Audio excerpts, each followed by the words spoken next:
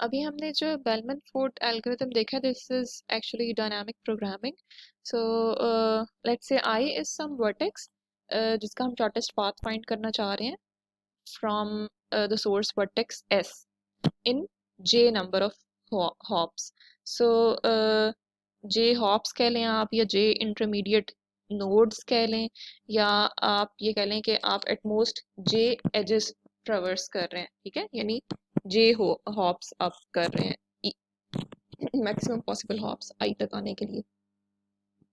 So if I is equal to start vertex, अगर I itself start vertex हो और जे की वैल्यू जीरो हो, यानी आपने जीरो हॉप्स करनी है या जीरो एजेस ट्रेवर्स करने हैं, यानी कोई एज नहीं आप ट्रेवर्स कर सकते, तो इसकी वैल्यू क्या होगी? डी आई जे की value would be equal to zero. ठीक है, और अगर आई स्टार्ट वर्टेक्स नहीं है और जे की वैल्यू जीरो है, यानी आपने किसी और वर्टेक्स तक जाना है फ्रॉम द सोर्स वर्टेक्स, लेकिन इन जीरो हॉप्स, तो आप ऐसा नहीं कर सकते. ठीक है, तो इसकी वैल्यू उस केस में इनफाइनाइट होगी. And if I is some other vertex, और आपने ये जो जे है, यानी नंबर ऑफ हॉप्स जो आपके पास अवेलेबल हैं या नंबर ऑफ एजेस जो आप ट्रेवर्स कर सकते हैं, this is greater than zero.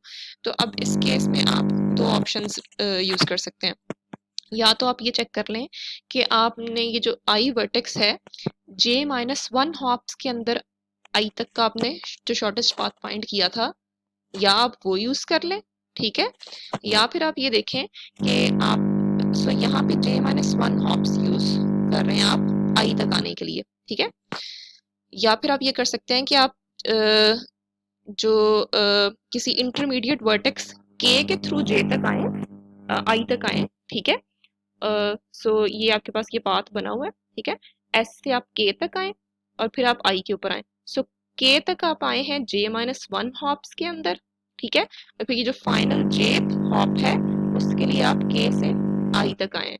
सो के का आप जब आपके पास जे माइनस वन हॉप्स तक आप थे, तो उस टाइम तक आप के का शॉर्टेस्ट पाथ फाइंड कर चुके थे. ठीक है, इन जे माइनस वन हॉप्स. और फिर आप के को यूज कर लें आई तक का शॉर्टेस्ट पाथ फाइंड करने के. सो ये एक्चुअली हमारे पास लेमा फोर का ही एक इंस्टेंस बन जाता है. उसमें हम यही कहते हैं ना कि हमारे पास जो एक इंटरमीडिएट वर्टेक्स है, जो कि सेकंड लास्ट वर्टेक्स है इस पाथ का, उस तक का शॉर्टेस्ट पाथ आपने फाइंड किया और फिर आप ये फाइनल एज को रिलैक्स करते हैं, तो आपके पास ये आई तक का शॉर्टेस्ट पाथ आ जाएगा.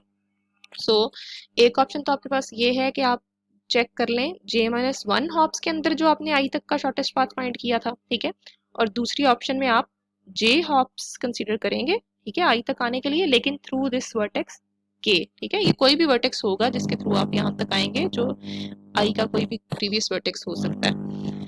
सो ये आपके पास दो ऑप्शंस हैं जिसके थ्रू आप डी आई जे की वैल्यू फाइंड कर सकते हैं. अब ये हमारे पास ग्राफ है. ठीक है, ये हमारे पास प्रीवियस ग्राफ जो हमने एग्जांपल पहले सॉल्व किया, ये वही ग्राफ है.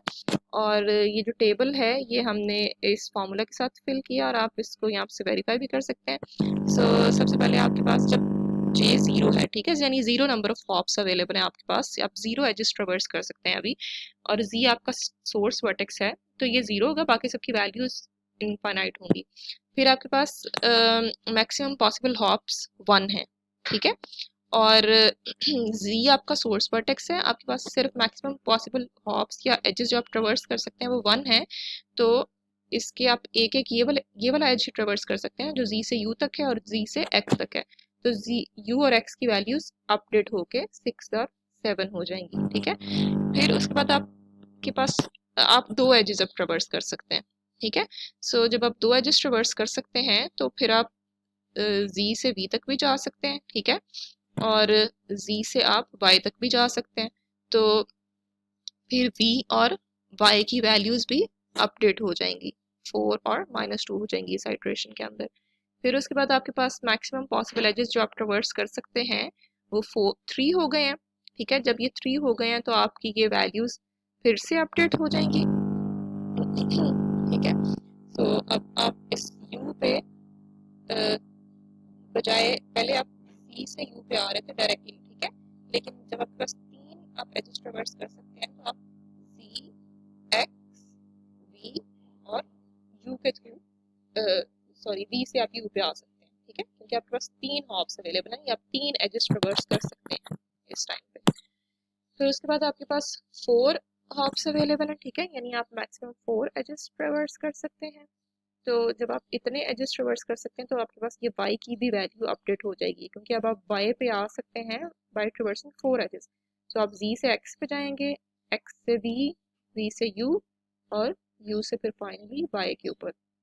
सो y की ये वैल्यू अपडेट हो गई है। सो तो ये जो हमारी प्रॉब्लम थी, जो हमने बेलमन फोर्ड अभी देखा था एल्गोरिदम प्रीवियसली, तो ये हम देख लेते हैं एक दफ़ा दोबारा।